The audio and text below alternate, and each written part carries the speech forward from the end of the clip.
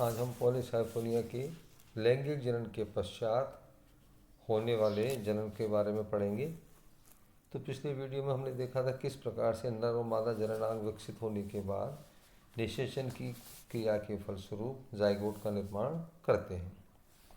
Zygote के आगे के परिवर्तन को हम पोस्ट फर्टिलाइजेशन चेंजेस के नाम से भी ध्यान रख सकते हैं।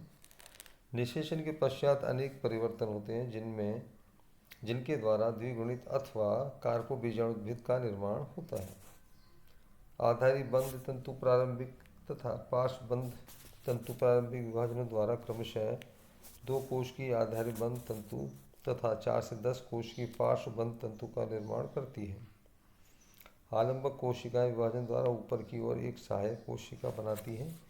यह कोशिका कार्पोगोनियम के आधार के समीप स्थित होती है।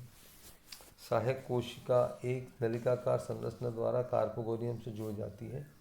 इस नलिका को ओब्लास्ट कहा जाता है। कार्पोगोनियम का द्विगुणित जाइगोट केंद्रक समसूत्री विभाजन द्वारा 2 केंद्रक बनाता है, जिनमें से एक केंद्रक ओब्लास्ट के माध्यम से सहायक कोशिकाओं में स्थानांतरित हो जाता है। सहायक कोशिका में पहले से उपस्थित अगुणित केंद्रक नष्ट हो जाता है।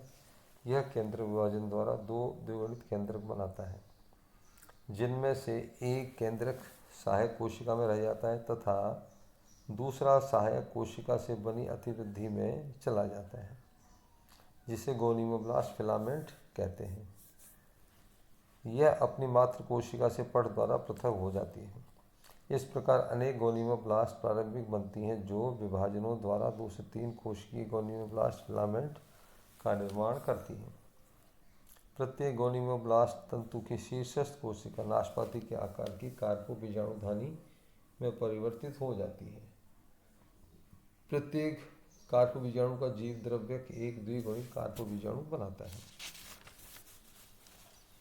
आलंबक कोशिका के निकट स्थित परिकेंद्रीय कोशिकाएं विभाजित होकर कार्पोबीजाणुधानी के चारों ओर बंध आवरण पेरिकार्प का निर्माण कर देती है। अंत में सहायक कोशिका, आलंबक कोशिका, आधारी बंध तंतु तथा पार्श्व बंध तंतु संयुक्त होकर एक बड़ी बहुकेंद्रकी कोशिका प्लेसेंटी सेल बनाती है। इस प्रकार निर्मित फलन काय को सिस्टोकार्प कहते हैं। सिस्टोकार्प शीर्ष पर एक छिद्र द्वारा खुलती है। सिस्टोकार्प में कार्पोस्पोरेंजियम कार्पोबीजाणुधानी स्थित होती है। तो इससे जो बनने वाली संरचना है, अब हम देखते हैं उसका नाम कार्पोबीजाणुद्भिद। सिस्टोकार्प का द्विगुणित भाग सिस्टोकार्पिक प्लांट या कार्पोबीजाणुद्भिद कार्पोस्पोरोफाइट कहलाता है। यह स्त्री युग्मकोद्भिद पादप पर परजीवी होता है। सिस्टोकार्प कुंभाकार आकृति के रूप में होता है तथा 2 परतीय बंध आवरण पेरिकार्प द्वारा ढका रहता है। इसके शीर्ष पर छिद्र होता है जो ओस्टियोल कहलाता है। परिपक्व सिस्टोकार्प में बीजाणुधानी के फटने पर कार्पोबीजाणु मुक्त होकर ओस्टियोल छिद्र द्वारा बाहर आ जाते हैं तथा समुद्र जल की लहरों के साथ तैरते रहते हैं। एक स्थान पर स्थिर होकर नग्न कार्पोबीजाणु अपने चारों ओर भित्ति स्रावित कर श्लेष्मा द्वारा चिपक जाता है।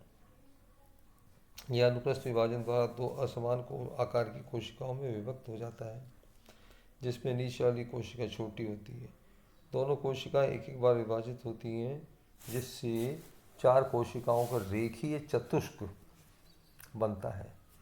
इसकी आधारी कोशिका मूलाभास कोशिका कहलाती है तथा शीर्षस्थ कोशिका तंतु की वृद्धि के लिए उत्तरदायी होती है। इसकी सक्रियता से एक अक्षीय बहुसाइफनी शाखित तंतु की सुकाय बनता है। यह द्विगुणित प्रकृति का होता है। इसे टेट्रास्पोरोफाइट कहते हैं। टेट्रास्पोरोफाइट अलैंगिक जनन करता है, जिसको हम अगले वीडियो के अंदर देखेंगे। तो ये पॉलीसाइफोनिया के अंदर जनन की दूसरी पीढ़ी थी। पहली गैमेटोफाइट, जनन लैंगिक जनन हुआ। जाइगोट निषेचन के पश्चात बना और जाइगोट के अंदर विभाजन होकर एक आकृति बनी, जिसको सिस्टोकार्प कहा गया और पीढ़ी को कार्पोस्पोरोफाइट कहा जाता है। अब इसका अंतिम चरण अलैंगिक जनन, जो अगली पीढ़ी के अंदर होगा, टेट्रोस्पोरोफाइट, उसको हम अगले वीडियो के अंदर देख पाएंगे। धन्यवाद।